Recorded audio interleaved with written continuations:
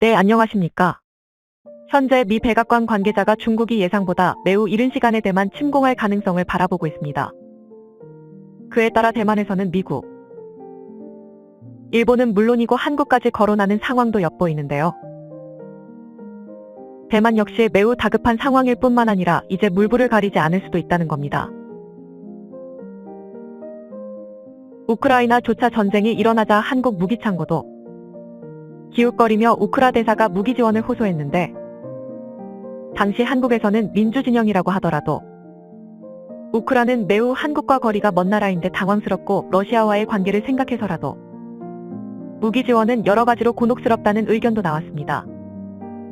하지만 우크라 대사는 LIG 넥스원과의 미팅을 추진하는 등 자국 살리기에 나섰으며, 이는 전 세계적으로 방산이 한국만큼 빠르게 조달 가능한 나라가 없었기 때문입니다.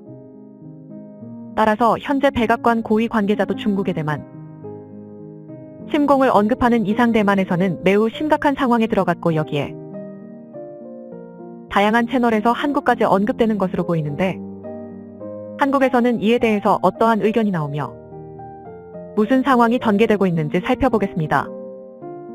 로버트 오브라이언 전 백악관 국가안보보좌관에 따르면 중국이 1에서 2년 이내에 대만을 침공할 가능성이 있다며, 8일 대만의 영자지 타이완 뉴스에 도널드 트럼프 행정부 시절 백악관 국가안보보좌관을 지낸 오브라이언은 최근 일본 요미우리 신문과의 인터뷰에서 중국의 대만 침공이 매우 이른 시기인 1에서 2년 이내에 일어날 수도 있다고 전망했습니다. 그는 2021년 당시 필립 데이비슨 미 인도 태평양 사령관이 미 상원 청문회에서 중국 인민해방군의 2027년 이전 대만 침공 가능성을 언급한 점을 거론하며, 중국의 대만 침공이 1년이나 2년 이내에도 가능하다고 생각한다고 밝혔습니다. 그러면서 미국, 일본 정부에 대해 대만 방어를 위해 더 단호하게 대응할 것을 촉구했습니다. 이 가운데 한국은 아직 언급이 되지 않은 상황이긴 합니다. 기본적으로 대만 방어는 미국이 가장 관련되어 있고 일본이 그 다음으로 손에 꼽히고 있기 때문입니다.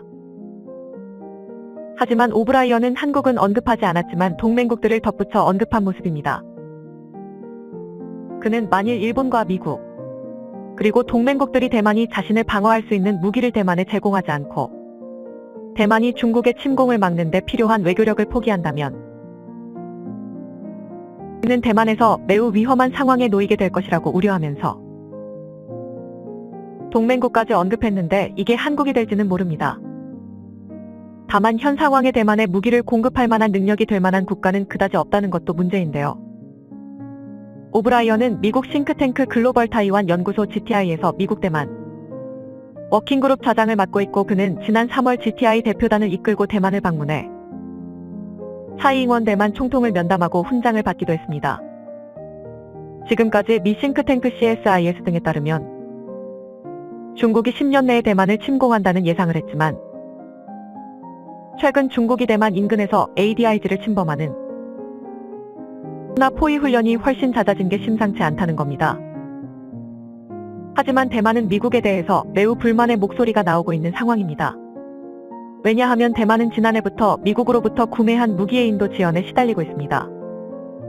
F-16V 블록 70 전투기 66대의 대만 인도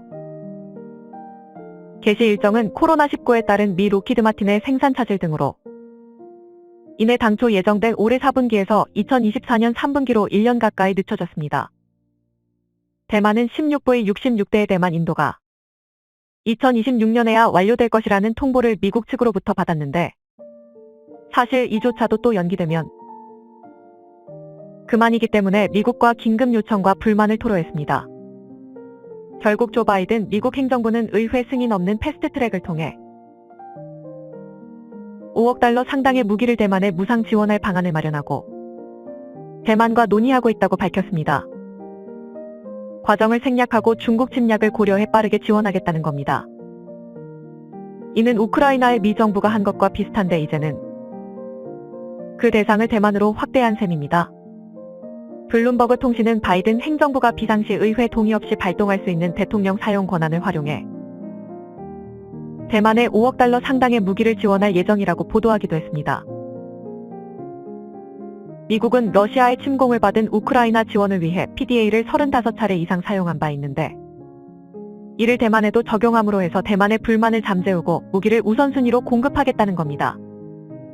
상황이 이러하자 중국 관영 영자지 글로벌타임스는 PDA를 활용한 미국의 무기 지원 계획이 대만을 한층 더 화약통으로 만들 것이라면서 이 도발적인 움직임은 중국을 봉쇄하기 위해 대만을 볼모로 사용하려는 미국의 의도를 입증한다고 강하게 비판하기도 했습니다.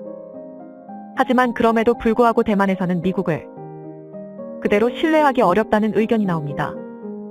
최근 수년간 여론조사에 따르면 대만이 가장 신뢰하는 국가로는 60% 이상 일본을 꼽았으며 미국은 10% 이하로 심지어 중국과도 비슷한 수준으로 일본이 압도적인 것을 볼 수 있습니다. 특히 이번 우크라 사태를 통해서 대만에서는 과연 미국을 신뢰할 수 있는가라는 말이 나왔는데 이는 미국이 무기만 간접적으로 지원했지 실제 우크라를 직접 보호해주지 않았기 때문입니다. 따라서 대만에서는 이 상황에 무기 납품까지 지원하는 미국이 못마땅하다는 분위기가 형성되고 있는 겁니다. 그런데 이 상황에서 꾸준하게 언급되는 것은 느닷없는 한국으로 한국이 나서줘야 한다는 의견인데 이에 대해서 대만은 일본보다 심지어 한국이 더욱 신뢰가 가는 상황도 생겨나는 국면도 보입니다. 이는 일면 수긍이 안 가는 건 아닌데 이번 전쟁을 통해 한국의 방산이 대단한 위력을 보여줬기 때문이기도 한데요.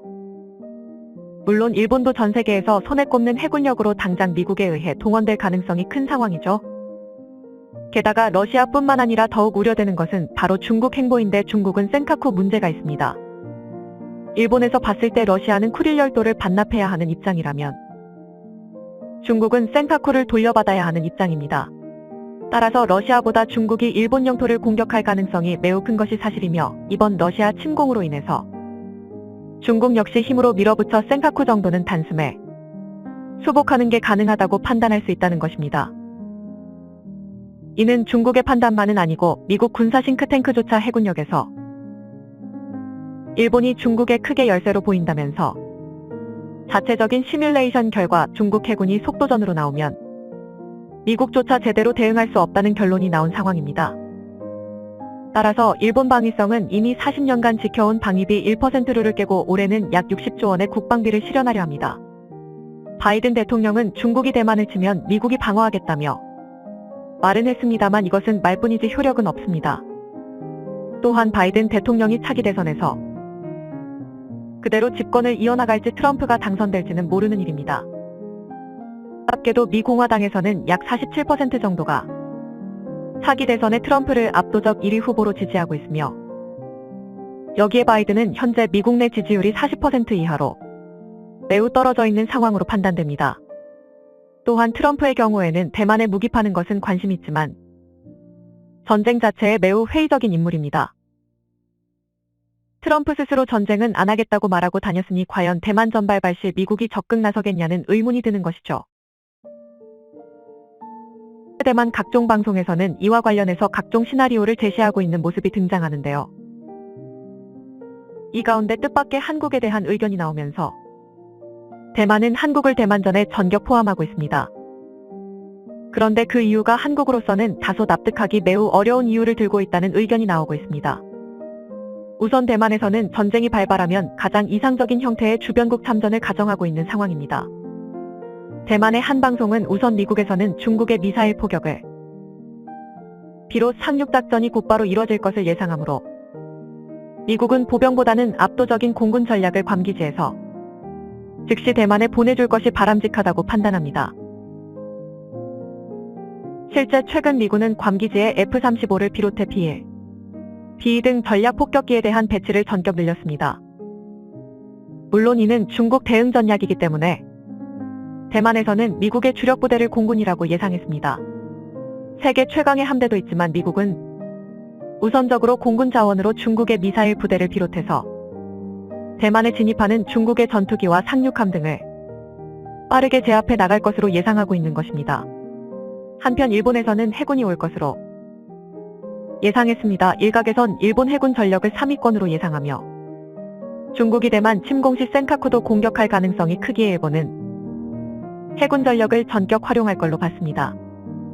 그러나 군사계에서는 정작 일본이 대만전에 참전할 때 매우 소극적으로 나올 수 있다고 지적하고 있습니다.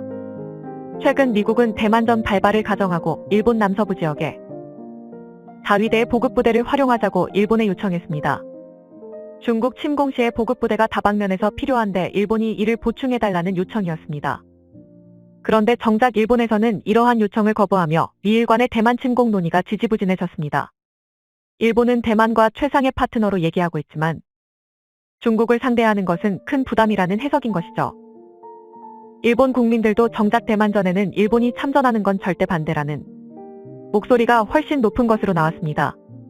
이러한 태도는 미군조차 당황시켰으며 미 군사 관계자는 일본이 대만전 발발 시 참여 안 할 것 같다는 예상을 합니다. 그런데 대만은 마지막으로 한국에서는 육군이 대만에 상륙해서 참전할 것으로 예상하는 모습이었습니다. 대만에서는 한국의 기갑부대를 비롯해 K9 자주포는 전 세계에서 최고 수준이라고 치켜세운 모습이었고 중국이 상륙할 때 한국 보병과 기갑부대들이 중국을 효율적으로 물리칠 수 있을 것으로 내다봤다니다.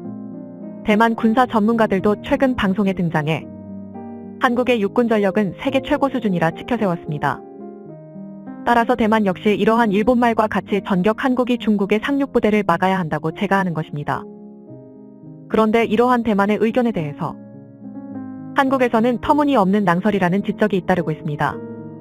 우선 한국 육군이 대만전에 참전하는 자체가 말도 안 된다는 지적인데 만약이라도 참전하게 되면 한국은 동시에 북한과 러시아까지 경계해야 하며 자칫하다 전선이 확대되는 최악의 국면이 도래할 수 있습니다. 이 때문에 미국은 한국의 동북아의 린치핀으로 규정했고 주변국을 자극하지 않는 조심스러운 전략을 펴고 있습니다.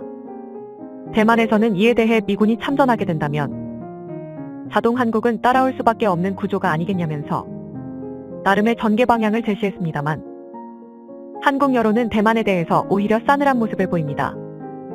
한누리꾼은 상륙작전을 막는 육군은 육해 공중 피해가 가장 극심한 파트인데 한국을 설정한 것도 황당하다는 것이죠. 물론 일각에서는 현재 대만이 폴란드 이상으로 매우 급한 마음이라는 것은 이해가 간다고도 말합니다. 하지만 한국은 자주 국방을 하려고 방산을 키운 것이지 위기 지역에 무기를 투입하려고 한 것이 아닙니다. 여기에 대만에 무기 지원을 하게 된다면 중국과의 마찰음은 러시아보다 훨씬 심각해지며 복잡한 동북아 정세에 휘말리는 상황이 나오기에 더욱 신중을 기할 수밖에 없다는 의견입니다.